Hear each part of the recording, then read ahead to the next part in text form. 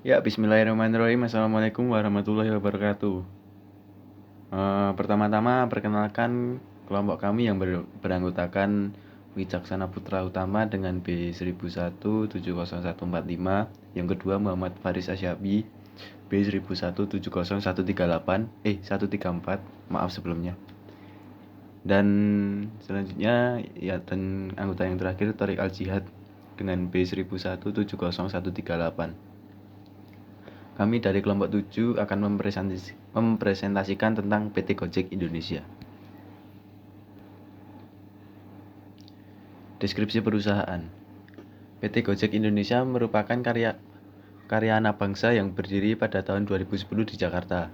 Perusahaan ini pertama kali lahir dengan niat baik untuk memberikan solusi memudahkan kehidupan sehari-hari di tengah kemacetan perkotaan.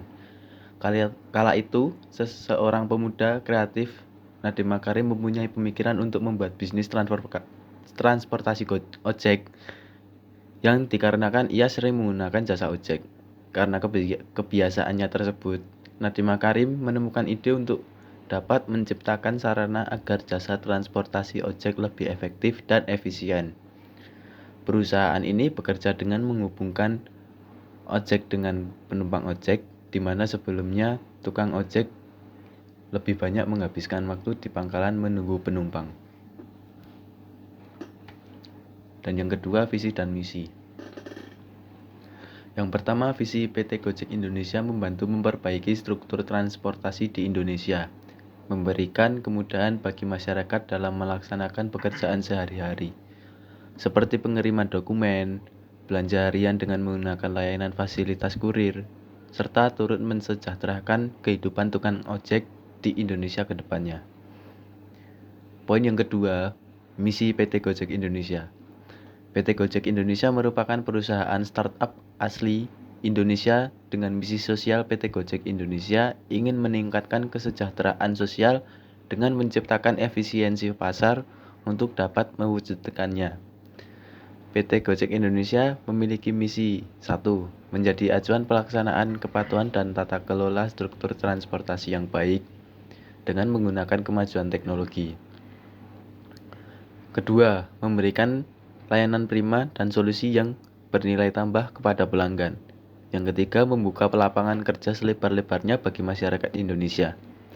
Dan yang keempat, meningkatkan kepedulian dan tanggung jawab terhadap lingkungan dan sosial. Yang terakhir, menjaga hubungan baik dengan berbagai pihak yang terkait dengan usaha ojek. Berikutnya analisis eksternal makro. Harga yang transparan dan terjangkau membuat masyarakat lebih memilih alat transportasi ini. Dan yang kedua, perusahaan dituntut untuk selalu berinovasi agar mendapatkan layanan-layanan baru di aplikasi. Yang ketiga, dukungan pemerintah dengan memberikan regulasi yang sesuai dengan kebutuhan pengguna ojek online. Dan yang terakhir, semakin banyak supplier yang bergabung dengan Gojek, maka semakin besar kesempatan Gojek bekerja sama dengan masyarakat luas. Berikutnya, analisis eksternal mikro. Semakin pesatnya perkembangan media elektronik diharapkan dapat memajukan Gojek dan memudahkan konsumen dalam menggunakan aplikasi tersebut. Namun perlu diwaspadai jika berbalik dapat menghancurkan nama Gojek. Walaupun Gojek merupakan pionir jasa ojek online pertama kali, Gojek wajib untuk selalu berinovasi agar tidak kalah saing dan bisa mempertahankan pangsa pasar. Yang ketiga, jika di Indonesia terjadi polemik politik atau tidak stabilnya keadaan politik Indonesia, maka dapat menghambat bisnis Gojek.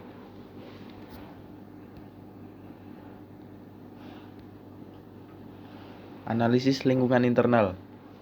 Yang pertama, memiliki manajemen kualitas jasa yang baik seperti kehandalan, daya tanggap, jaminan, empati, dan tangible. Yang kedua, memiliki physical environment yang baik. Salah satunya adalah logo yang mencerminkan ojek online. Yang ketiga, mendapat dukungan dari pemerintah untuk regulasi layanan transportasi online. Yang keempat, sistem yang terintegrasi dengan mitra Gojek dan juga konsumen.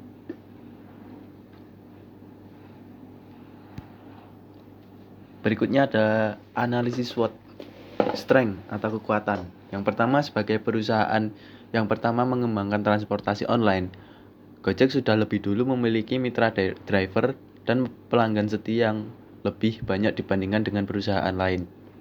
Yang kedua, pilihan yang ditawarkan melalui aplikasi kepada konsumen lebih lengkap dibandingkan perusahaan lain.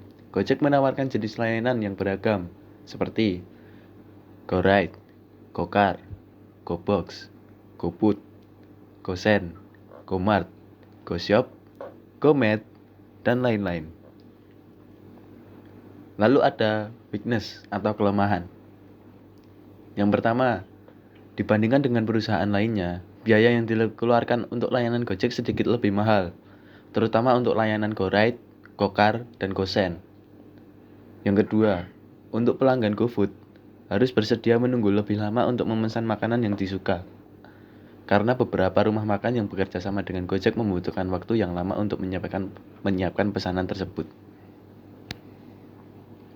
Lalu opportunity atau kesempatan. Pertama, memperluas jaringan dan kerjasama dengan lebih banyak rumah makan atau resto lagi karena masih banyak rumah makan atau resto pilihan konsumen yang belum masuk layanan GoFood.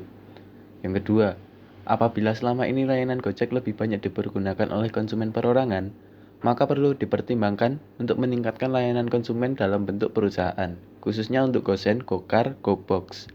Karena Gojek masih memiliki peluang besar untuk terjun di bisnis logistik untuk memenuhi pelanggan yang berbentuk perusahaan.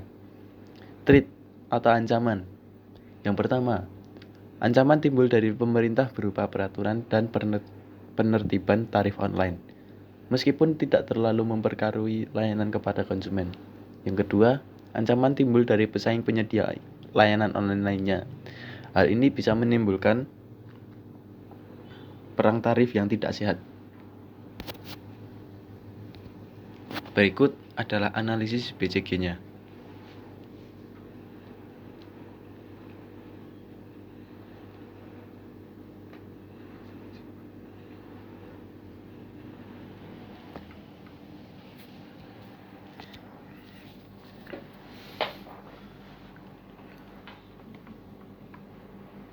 Dari gambar sebelumnya, analisis BCG. Yang pertama, GoFood memiliki pangsa pasar yang dominan dan pertumbuhan yang cepat serta menghasilkan uang yang besar. Yang kedua, GoRide merupakan pemimpin pasar dan perusahaan tidak perlu mengeluarkan banyak biaya. Yang ketiga, GoMart dan GoShop, produk atau unit bisnis yang memiliki pangsa pasar rendah dan mengalami tingkat pertumbuhan yang rendah. Yang keempat, GoCar, produk ini memiliki prospek pertumbuhan yang tinggi. Namun dikarenakan pandemi COVID-19 ini, GoCar mengalami penurunan dalam jumlah permintaan pelanggan. Lalu kita masuk di alternatif strategi. Di kuadran 2, pengembangan produk atau produk development. Meningkatkan penjualan dengan cara memperbaiki atau mengembangkan produk-produk yang sudah ada. Strategi ini digunakan ketika pertama, ketika memiliki produk Gojek yang berhasil atau sukses dan telah berada pada tahap jenuh.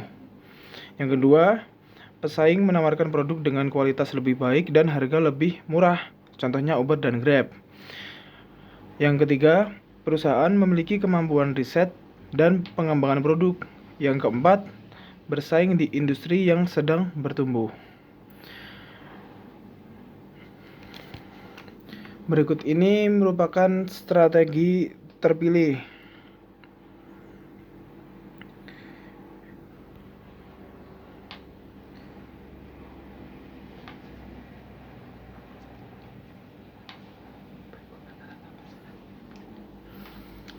Ini ada dua, ada integrasi ke depan dan ada integrasi horizontal. Berikut ini persyarat kondisi efektif dan kondisi perusahaannya.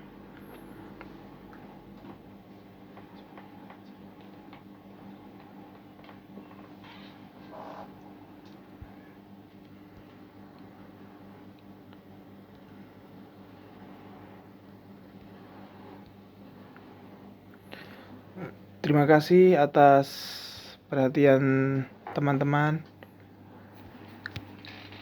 Ya, berikut adalah presentasi dari kelompok 7. Berikut adalah PowerPoint-nya. Jangan lupa like, komen, dan subscribe. Subscribe.